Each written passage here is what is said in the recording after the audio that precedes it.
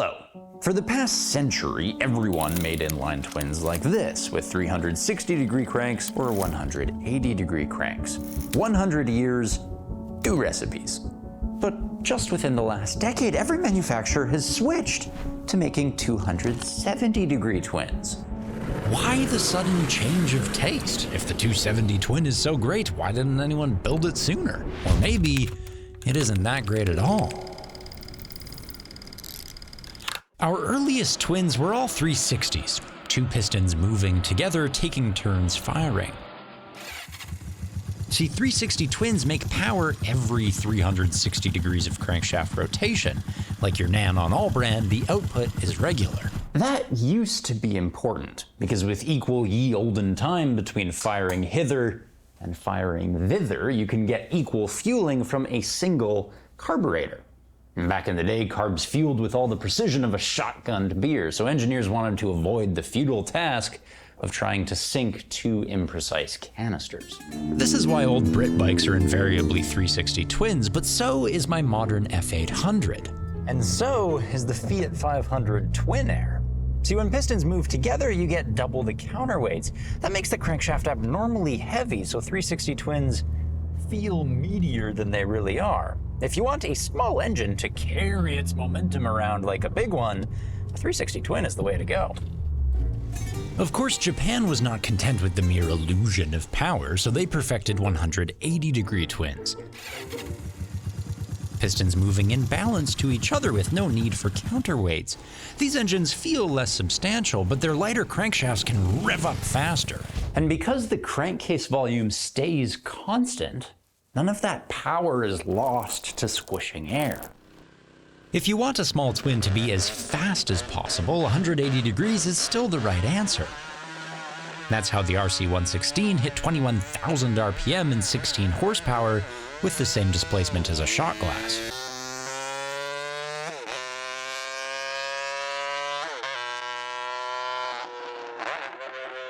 Okay, so a twin that wants to feel powerful should be a 360. And a twin that wants to be powerful should be a 180. Well, that about covered us for a century. Then what happened? We are obliterating, we are shattering. Touché par le dérèglement climatique ne cesse de s'allonger. Und in der Welt. Alle Kräfte erfolgreich. Euro 5 emissions cut carbon monoxides from 1.14 grams per kilometer to 1.0. Nitrous oxides from 0.09 to 0.06, and unburned hydrocarbons from 0.17 to 0.10. This is a 12% reduction, this is a 33% reduction, but this is a 41% reduction. Today, unburned hydrocarbons are the limiting factor in making a motorcycle legal. Of course, our intentions are pure. We want all of our hydrocarbons to burn. That's the boom boom that makes Mother Nature's panties hit the floor. But damn, government doesn't see our intentions. All they see is the tiny bit of gasoline that hides in the piston ring crevice and later escapes unburned. Now, the total crevice length is just the circumference of our cylinder, pi times bore multiplied by the number of cylinders. Now take the Honda Fireblade versus the Africa Twin, both precisely 998cc engines, but one 4 and one twin. The Blade has 942 millimeters of unburned hydrocarbon hidey places, where the Africa Twin, by halving the number of cylinders, 578. There is our 40% reduction that Euro 5 requires. And there is the reason our 4-cylinder super sports are being replaced by super twins. But super twins pose a problem of their own. See, twins are lovable when they're little, but grow them up and they always turn out weird. And the same is true of engines. It's because of secondary vibration, this upward force that exists whenever a conrod has to straighten itself. So it exists at both top and bottom dead center, so it's unsolvable, because whatever you do to balance at TDC will only double at BDC. Secondary forces are small in magnitude, so they never mattered for light-duty engines. When your pistons are slow or tiny or both, you can just ignore the problem. However, when we started replacing inline 4s with inline twins, suddenly we were asking for very large, very fast pistons, and suddenly secondary forces become significant. So suddenly our twins became 270s. With this crossplane offset, one piston tops out while the other is halfway down, excellent secondary balance. The smoothness of a 270 twin should really be felt next to a 360 or 180, so check out Rider's Share. I can rent each of these variants, or 25,000 others, right from the owners, and I can choose a motorcycle from the buddy closest to me. No brick and mortar to visit, no middleman to pay. It's like Airbnb, before it was ruined by multi-property ass holding companies charging hotel prices. Or maybe it's like Turo, only better because you can add on the jacket and helmet necessary to make a motorcycle rental work away from home. Click the link below and you too will feel why any modern performance twin should be Crossplane. So called because a 360 crank has 2 crank pins at the top, a 180 has 1 top and 1 bottom, but a 270 has 1 top and 1 at 90 degrees. Crossplane crankshaft. This was always the right answer. Uncoincidentally, it's my favorite engine on the market. So why did it take so long to arrive? Phil Irving first proselytized the idea 60 years ago. The drafter of the Vincent Rapide was bound to realize a V-twin firing order could be applied to an inline. Phil brought the revelation to Triumph in 1962 and was asked to bugger off. Simple reason being it's cheaper to smush metal in one direction, so forged crankshafts remained flat plane. Phil resolved to build a crossplane himself, but never did. Probably because he got busy tuning a Holden engine into the Repco Brabham F1 car that won world championships in '66 and '67.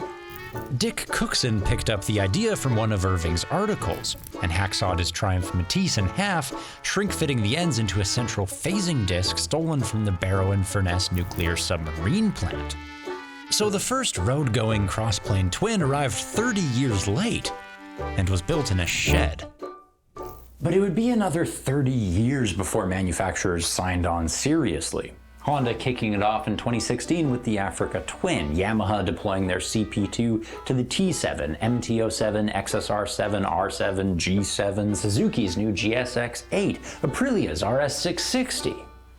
270 twins are all we make now because in 2023 it's finally affordable to close-die forge in 2 axes.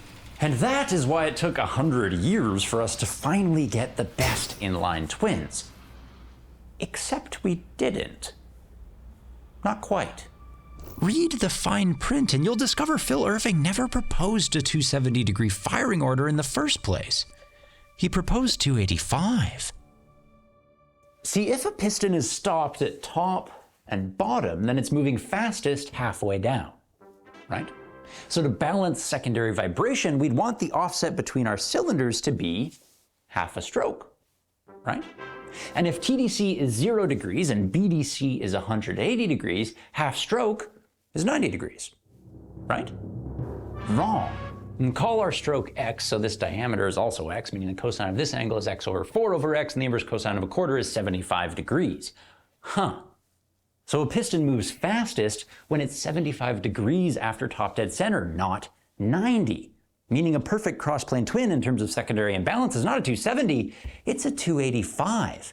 And that still puts us shy of peak piston velocity after top dead center, but now our vibration is only on one side of the crankshaft, so it's balanceable. 285 is the answer.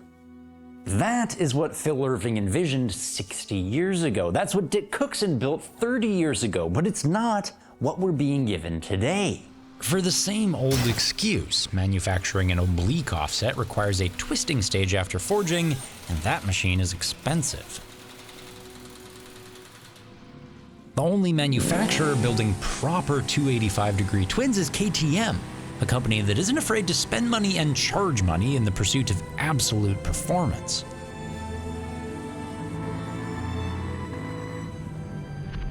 So, 100 years to get a proper crossplane firing order, and we still cocked it up. Come back next century when my grandson will be happy to explain why manufacturers suddenly abandoned 270 degrees for 285s. Thanks.